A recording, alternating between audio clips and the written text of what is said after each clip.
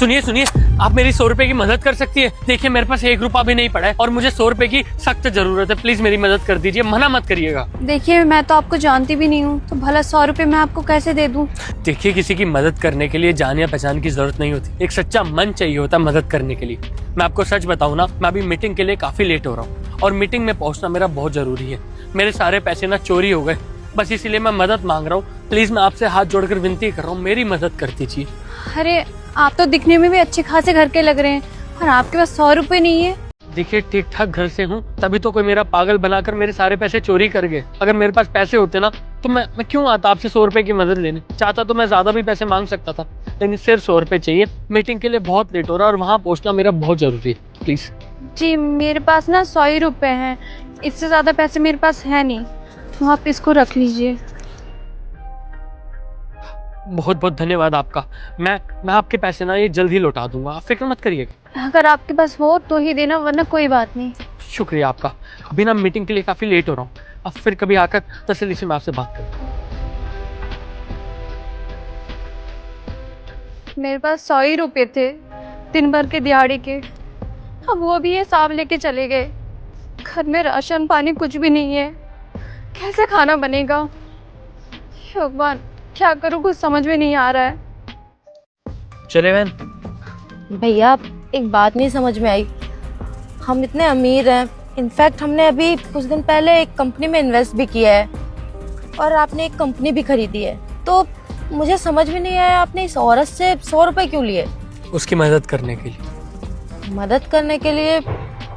पर मदद करनी थी तो तुम मुझे पैसे दे देते, आखिर उससे पैसे क्यों लिए आपने? बहन तेरा भाई कुछ करता है ना तो सोच समझ कर ही करता है। मैं तुझे बताता हूँ, मैंने ना उसको बात करते हुए सुना था। हेलो डॉक्टर साहब, प्लीज मेरी बेटी का इलाज कर दीजिए। आपको तो पता है ना मैं अकेली औरत घर में कमाने वाली हूँ, मेरा घर पूरा मैं ही चलाती हूँ, कोई नहीं है। देखिए डॉक्टर साहब, मेरी बेटी का इलाज मत रोकिए, मुझे बस कुछ दिनों का मोहलत दे दीजिए, मैं जैसे तैसे करके आपके पैसे दे दूंगी। आपको पता तो है ना डॉक्टर साहब, इतने सारे पैसे 2-3 लाख रुपए में कहाँ से लेके आऊंगी इतनी जल्दी। मैं आपके सामने ना हाथ पैर जोड़ती हूँ, मेरी बेटी का इलाज शुरू कर दीजिए, मैं आपको पैसे दे दूंगी। हेलो हेलो डॉक्टर साहब, हेलो। हे भगवान, अब मैं क्या करूंगी, मेरी बेटी का इलाज कैसे होगा? मैं कैसी माँ हूँ, अपनी बेटी का इलाज भी नहीं करवा पा रही हूँ। हे भगवान, मेरी मदद कर दे, मुझे कुछ भी समझ नहीं आ रहा मैं क्या करूं। अब बहन तू ही बता, तू एक लड़की है, अच्छे से समझती होगी इस बात को। अगर मैं तेरे पास डायरेक्ट आऊं पैसों की मदद करने के लिए, तो तेरे मन में पहला विचार क्या आएगा?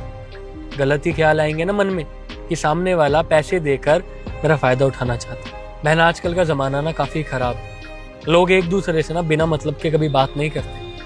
और वो बेचारी तो काफी भोली है, उसको ये तक नहीं पता जिस कंस्ट्रक्शन साइट पे वो काम कर रही है वो मेरी ही है।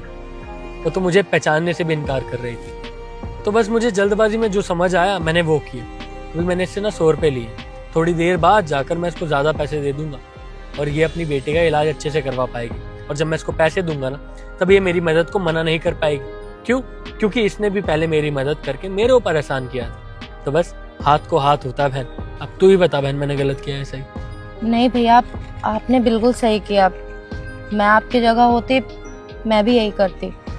मुझे प्राउड है भैया कि आप मेरे बड़े भाई हो और मुझे ना आपसे बहुत कुछ सीखने को मिलता है। अब चले, बैंक से पैसे निकाल कर उसको देने भी है। हाँ ठीक है भैया, चलते हैं।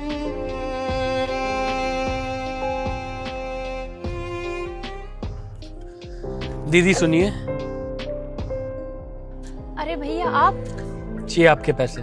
अरे भैया मैंने आपको कहा था ना, इसकी कोई जरूरत नहीं है, लौटाने की कोई जरूरत नहीं है। देखो ये पैसे लौटाने तो थे, अब तुमने बिना मुझे जाने पहचाने मेरी मदद करी, और अगर ये पैसे मैं लौटाने नहीं आता, शायद तुम्हारा किसी की मदद करने के ऊपर से भरोसा उठ जाता, तुम आगे चल के किसी की मदद नहीं कर पाती।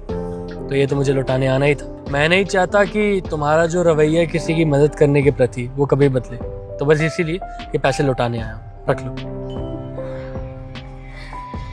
भैया ये सब छोड़िए, आप ये बताइए, आप जिस काम के लिए गए थे वो काम आपका अच्छे से हो गया ना? हाँ, सिर्फ और सिर्फ आपकी वजह से वो मेरा काम हो पाया। मैं मीटिंग पर टाइम से पहुंचा और मेरी मीटिंग सक्सेसफुल भी रही। और आपको पता है करोड़ों का प्रॉफिट हुआ है मुझे, वो भी सिर्फ आपकी वजह से।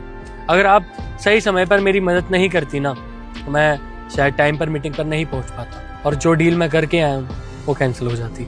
ये तो बहुत अच्छी बात है कि आपका इतना मुनाफा हो गया। मैं दुआ करूंगी कि आप ना ऐसी तरक्की करो।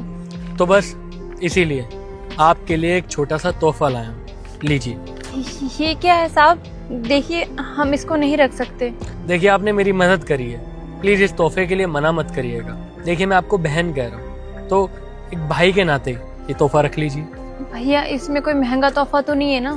देखिए इसमें एक ऐसी चीज है जो आपके काम आएगी, बाकी आप खुद खोल के देख लीजिए।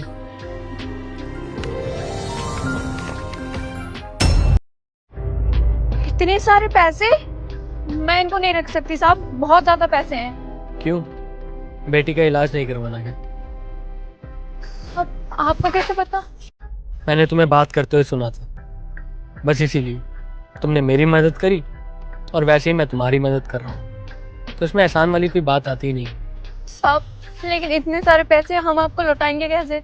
आपको तो पता है ना, हम यहाँ पे दिहाड़ी मजदूरी का काम करते हैं। इतने सारे पैसे लौटाना हमारी बस की नहीं है। साहब, इनको रख लीजिए। मैंने लौटाने के लिए कब कहा? ना मैंने मांगे और ना तुम देना मुझे पैसे वापस। ये सोचो कि एक बड़े भाई का छोटी बहन के प्रति एक तोहफा था। तुमने जो मेरी मदद करी है मैं जिंदगी भर याद रखूंगा, बस इसीलिए तुम्हारी मदद कर रहा हूँ और कोई बात नहीं है। साहब, आपका बहुत बहुत धन्यवाद। हमें नहीं पता हम आपका एहसान कैसे चुकाएंगे।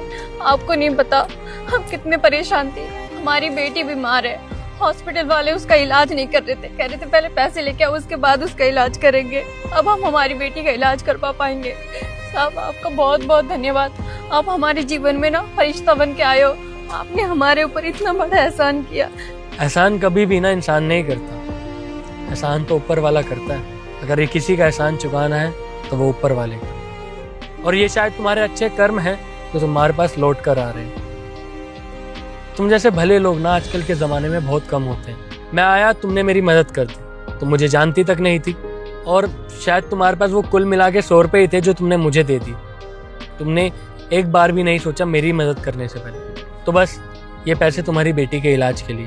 अब तुम कुछ मत सोचो, कुछ मत कहो, सबसे पहले जाओ अपनी बेटी का इलाज करो। और हाँ, कभी भी जीवन में कुछ भी हो जाए, अपने ये जो तुम्हारे अच्छे गुण हैं ना, ईमानदारी के और किसी की मदद करने का, इसको कभी छोड़ना मत, या अपनी सादगी को कभी भूलना मत। आज मैंने तुम्हारी मदद करी है, कल को तुम्हें मौका मिले तुम किसी और की मदद करो। ये साइकिल चलती रहनी चाहिए, ये सर्कल घूमता रहना चाहिए। धन्यवाद साहब, आपको बहुत बहुत धन्यवाद। अब जल्दी जाओ और अपनी बेटी का इलाज करो। जी साहब।